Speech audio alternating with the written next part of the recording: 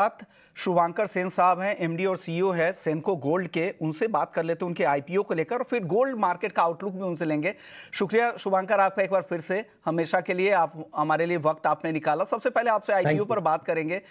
Sir, आपका IPO आज से खुल गया है, क्या तैयारी है? जो ये इशू साइज जो है आपकी, वो उस 405 करोड़ का इशू साइज है, जिसमें से फ्रेश इशू 270 करोड़ का है। इसमें से कितना आप एक्सपेंशन प्लान पे यूज करेंगे, कितना वर्किंग कैपिटल के लिए आप इसका इस्तेमाल करेंगे और कहां कहां इसका इस्तेमाल होगा? देखिए, ये मैक्सिमम यूजेज वर्किंग कैपिटल और जनरल कॉर्पोरेट पर्पस बोल के हम लोग यूज करेंगे। बट ये रादर ग्रोथ कैपिटल के तौर पे ही हम लोग देखना चाहेंगे। हिस्टोरिकली हम लोग हर एक साल company on company operated store 5-6 खोलते हैं और फ्रेंचाइजीज मॉडल जो अपना है, आज हम लोग का जो 136 स्टोर्स है एज ऑन 31 मार्च 2023, और स्टोर्स बढ़ते जा रहे हैं। तो उसमें से 75 कंपनी ऑन कंपनी ऑपरेटेड है, जहां पे 16 से 18 करोड़ का इन्वेंट्री रहता है और 1.5-2 करोड़ का अपने को कैपेक्स करना पड़ता है फॉर द शोरूम इंटीरियर। तो उस हिसाब से हम लोग हर एक साल 5-6 स्टोर ओन करते गए और 4-5 फ्रेंचाइजीज ऐड करते गए। तो हम लोग उसी रेशियो प्रोपोर्शन में with the funds coming in अगर और थोड़ा एक्सेलरेटेड ग्रोथ कर पाएंगे, वो कोशिश जारी रहेगा और हम लोग वर्किंग कैपिटल फॉर ग्रोथ ऐसे ही यूज करेंगे। आपने जैसे कहा कि एसेट लाइट मॉडल जो है आपका, वो आपके लिए काफी कॉस्ट वाइज इफेक्टिव है। तो आगे जो एक्सपेंशन प्लान होंगे, तो खुद के स्टोर पे आप ज्यादा करने वाले हैं या इस मॉडल के जरिए, फ्रेंचाइजी मॉडल के जरिए ज्यादा स्टोर का विस्तार करेंगे आप?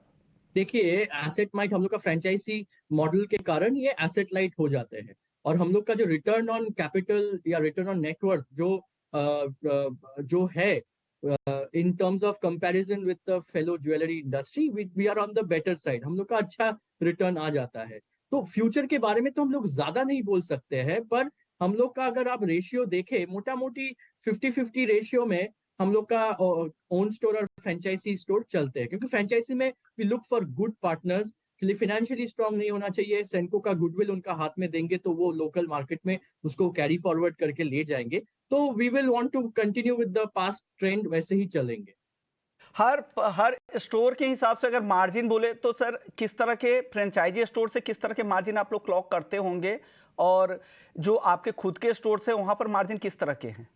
सो as per the balance sheet और प्रॉफिट एंड लॉस अकाउंट आप अगर एनालाइज करोगे, तो आपको देखेगा कि अराउंड 16-16.5% का ब्लेंडेड ग्रॉस मार्जिन हम लोग का होते हैं। और उसमें से ओन स्टोर में मोटा मोटी 18 से 20% मार्जिन जब फ्रेंचाइजी रहते हैं, तो हम लोग 35% ऑफ दैट 18-20%, मतलब 5-6% खुद के लिए रख के 12% और अप्रोक्सीमेट फ्रेंचाइजीज को हम लोग पास ऑन कर देते हैं। तो इस हिसाब से हम लोग का फ्रेंचाइजी मॉडल चलता है, और इसी तौर के लिए ही हम लोग का जो छोटे छोटे शहर है, आज अगर हम लोग का टोटल नंबर ऑफ स्टोर है वो metro city, tier 1 city and tier 2, 3, 4 city, हर एक सिटी में हम लोग इक्वली डिस्ट्रीब्यूटेड है। क्योंकि ये जो रूल्स रेगुलेशंस जो भी आ रहे हैं, हम लोग का क्वालिटी ऑफ प्रोडक्ट, कलकत्ता की कारीगरी, द कारीगर्स we are working directly with them, हम लोग का डिजाइन, हम लोग का एवरेज टिकट साइज 60,000-70,000 रुपीज है। मतलब आप बैक कैलकुलेट करोगे तो 8-9 ग्राम ऑफ गोल्ड। सो अपना जो इंडिया का जो middle class, upper middle class है, हम लोग उनके लिए ज्वेलरी बनाते हैं,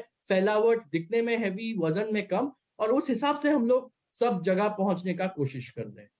अब sir, coming back to bullion market, क्या लग रहा है आपको बुलियन मार्केट में जिस तरह के ट्रेंड है, जिस तरह के लेवल्स है, आपको लग रहा है इन लेवल्स पे बायर्स आ रहे हैं?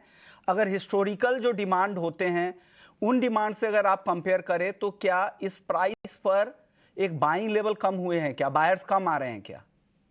नहीं, देखिए, बायर्स वॉल्यूम में अगर ओवरऑल देखा जाए तो लोगों का बजट तो ज्यादा नहीं बढ़ते हैं। अगर किसी का 1 लाख का बजट है, वो 1,05,000 1,10,000 तक खर्चा करेंगे। बट बाइंग ऐसा नहीं कि नहीं हो रहा है, बाइंग तो हो रहा है। सामने वेडिंग सीजन के लिए बाइंग हुआ, तो इन जनरल बाइंग हो रहा है। एक लास्ट ईयर हम लोग का 15% ग्रोथ आया।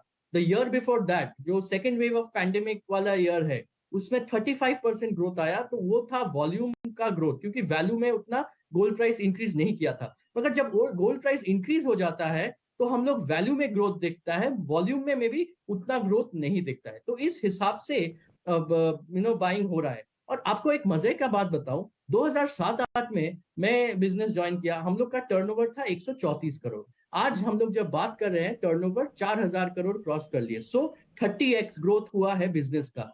हाँ, उस टाइम पे गोल्ड का प्राइस था ग्राम का 5,000 रुपया, आज हो गया ग्राम का 60,000 रुपया, विच इज 12 टाइम्स बढ़ गया। बिजनेस 30 टाइम्स बढ़ गया। आप समझ गए इंडिया का ग्रोथ नेक्स्ट 10-15 साल में। We are all very positive that जिस हिसाब से चल रहे हैं इंडिया का बहुत ग्रोथ आने वाले हैं। हम लोग अच्छे प्रोडक्ट, अच्छा डिजाइन, सब अच्छे व्यवहार से कस्टमर को ट्रीट करेंगे तो अपना बिजनेस का ग्रोथ आने ही वाला है।